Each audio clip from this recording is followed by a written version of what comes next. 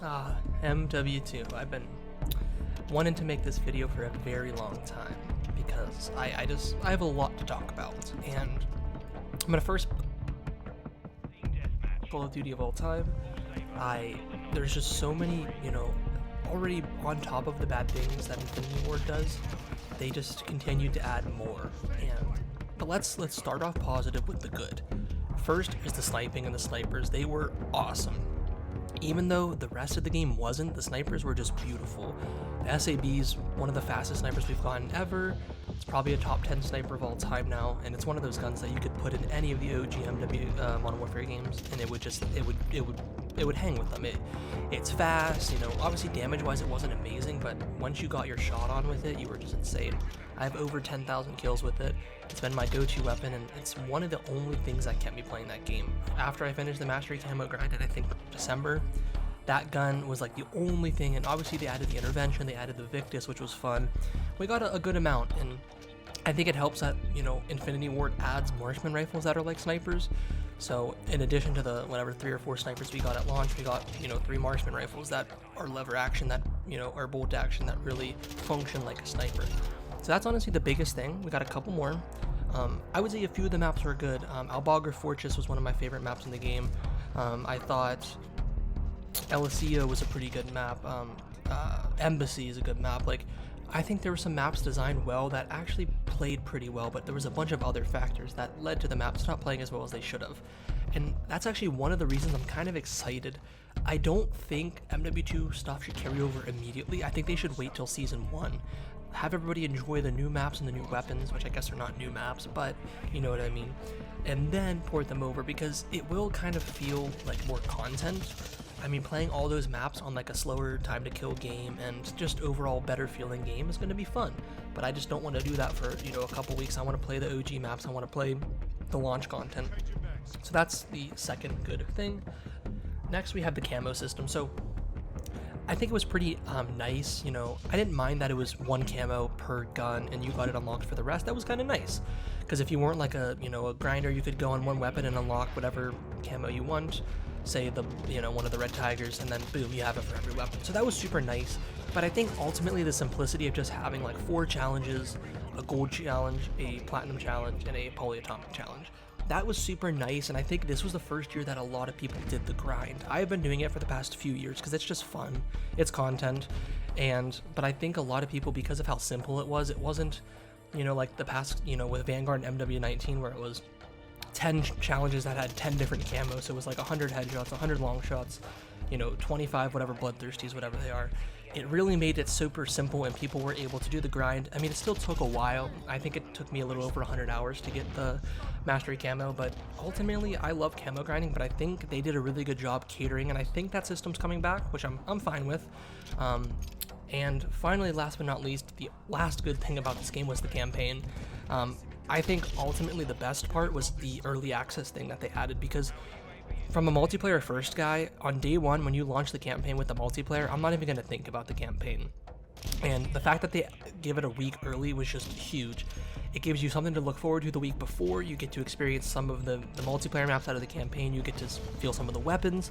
So I think that was a really good addition. And just the campaign in general was fun. I think I gave it a 7.5 out of 10, which sounds low, but I mean, my highest one was a 9 right now. So in the end, it's a good. I mean, if it's above a 5, I enjoyed it, and a 7.5 means I enjoyed it a lot.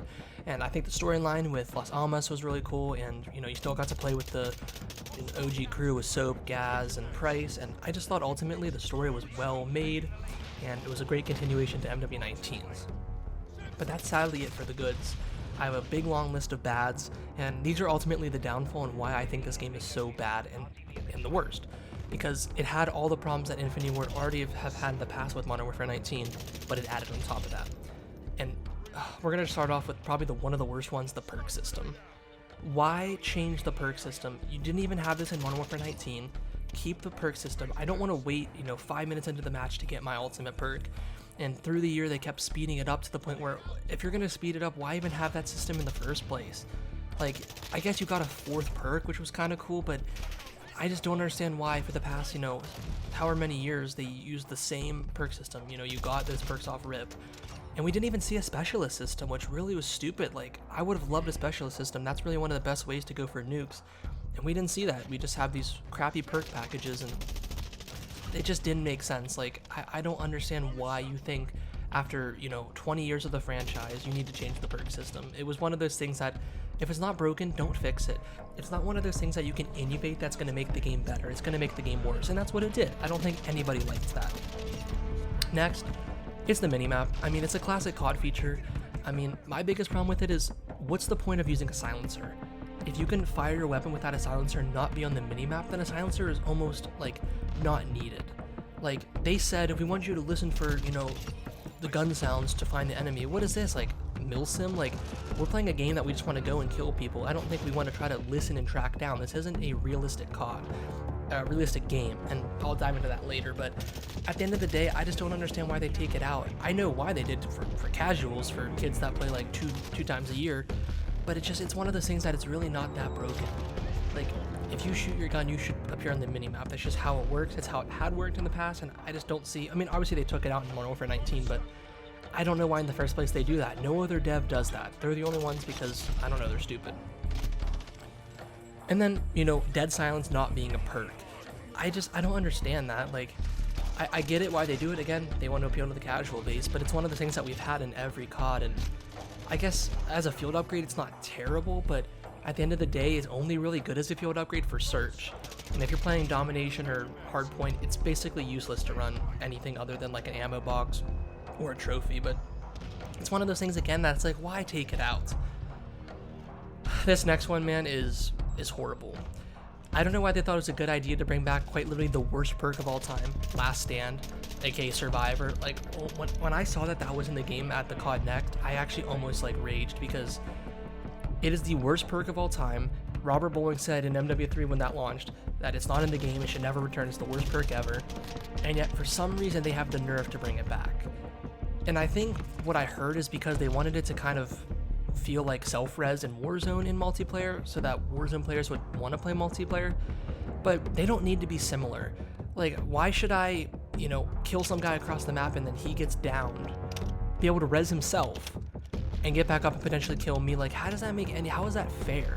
Like, at least in the last CODs, if you headshot somebody, they wouldn't go into Last Stand, but nope, this game, you always go into Last Stand.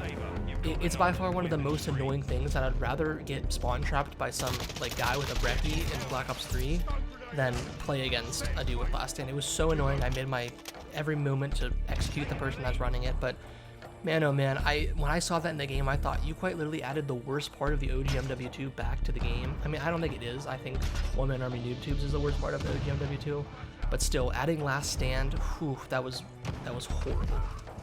Next, we have the TTK. I don't like the fast. I mean, again, I get why they do it. Aim assist is super strong, so quite literally all you gotta do is run, press LT, press RT, and you get a kill. They want the casuals to have fun and get kills. And it's one of those things that it sucks. Like, I understand Vanguard had a pretty fast TTK, same thing with MW19, but this game, it just really felt fast. And I think it was because of how strong aim assist is, and again, just how much casual, like, add the TTK with a minimap with no dead silence with Last Stand and the perk system, and it ultimately just doesn't feel good. I know it always feels super fast when you die in any game, but man, this year, like, it was very frustrating, dying in like a split second, and it almost feels like sometimes people's weapons did more damage than you, and I don't know. But this next one is just going to be kind of like a wrap up of the couple things I talked about above, and it's just them not listening to feedback. Like, I should have realized, like, this was the calling for this game to be the worst. Was after COD Next, we said, hey, change the minimap, change the perk system, get rid of Last Stand, and they flat out said no. We put these in the game because we want the casuals. I mean, they didn't say that, but they basically were saying these were all added strategically, and we want you to do this and that because that's why we have these in. And we should have known from the beginning, oh, they're not going to listen to us, this is going to be a bad year. And it's to the point where Infinity Ward's next COD, I'm probably not even going to buy. I mean, unless like Warzone's good then, but it just doesn't feel worth it. Like, I had fun in the honeymoon phase, I had fun with the camo grind, but the moment I finished it, I really got bored of the game and I stopped playing until they added the intervention. Played for a week, stopped playing again. Like, I haven't had fun with the game since I finished the camo grind, and it really shows that when you don't listen to feedback, and one of the biggest, W's that we're getting this year is, even though this game is, not a ton of content, it's late, we've got devs that are gonna listen. At the end of the day, I'd rather have a game that feels good at the core with remastered maps than get an all-new game like MW2 that just sucks, because it just, at the end of the day, if it doesn't play well, I don't want to play it.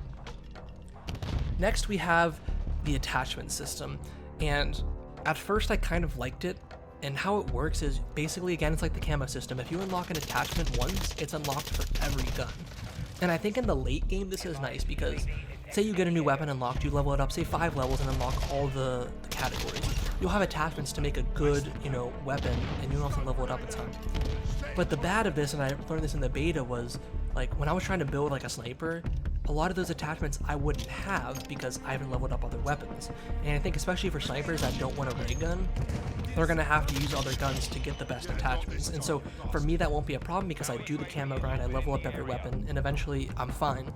But I definitely noticed that in the beta of MW3, and I'm starting to not like it. I'd rather just unlock all the attachments on that weapon by itself so that way I can have the best class setup for that. Next, we have tuning, and I'm so happy that they announced that tuning is not coming back. It just added an extra layer of complicatedness, if I could even say that as a word, but I don't understand, like, not only do I have to go on to a YouTube video and pause it to find the class setup, I have to keep watching it to get the tuning. And it ended up being like 20 minutes to find a class setup that works in Warzone, and I just hate that. Just give me a picture, put all the attachments up, and then I can copy it over. I think as far as tuning goes, I think weapons are just going to be as good without tuning in MW3. Like, I don't think tuning going away is going to make the weapons worse, but it's just one of those things that was just not needed, and I kind of want to see how it'll work with the MW2 weapons and see how they play. Next, the biggest L of all time, Warzone 2. I mean, holy crap. And again, they played Warzone 2 at COD Next that year. Tons of responses about, different things. And guess what? They didn't listen. You couldn't even buy a loadout drop, I don't think, for like a couple weeks. And I mean, they got rid of one-shot snipers, and they finally brought them back. But I mean, I played a good amount of Vondel. That map's pretty fun. But at the end of the day, Warzone 2 just sucks. The only W that it has was the fact that you can buy like your weapons for your classes without buying a loadout. I think it's like 2,500 per gun. That was huge because if you only have a little bit of cash, you can at least buy one of your loadout weapons. So that was the biggest W of Warzone 2, probably the only W. Next, I just want to say, like, the lack of maps that we got in the beginning was horrible. Season 1 we got Shipment and Shoot House, which they said were quote-unquote new maps. They're not new, we had them in Modern Warfare 19. Then Season 2 we got Dome, which we've already seen in Vanguard and in MW3. It was on the Warzone map too, not original. And they gave us Valdera's Museum, a map that was in the beta that we didn't get at launch. So 2 seasons into the game, which I think pretty much took us all the way to March, and we didn't have a single new map. And the maps they added were mostly bad. The first map that we got, that Himmelmat Expo map, was horrible, played terrible, way too big. So not only did we not get any new maps, but they sucked. And we already are guaranteed 3 original maps in Season 1 of Modern Warfare 3, so that is huge. I mean, next, I know I talked about there was a few good maps, but most maps just played horribly. Like, I can tell you, like, 90% of maps sucked.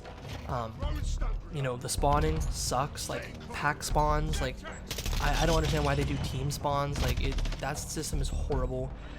It spawns you at the very back of the maps, and like 10v10 didn't even feel like there was more players in the map. I think it just spread everybody out more. I was still only dropping like 20 kills per, 10v10 mode. Like, it didn't feel like I played 6v6 TDM, and I think I dropped more kills in that than I did in 10v10 TDM. So that really shows you, everything they do in that game, they just want to slow you down. They don't want you to be able to play fast. They don't want you to, movement, that's another terrible thing. The movement sucked. They basically made it so movement was obsolete. You literally just sprinted everywhere. The tag sprint was like 2 milliseconds, and the sliding was garbage. Like, they wanted you to literally, run into a building and sit in a corner for the whole game. Like, they did everything in their power to slow you down and make you have to play like a sentinel.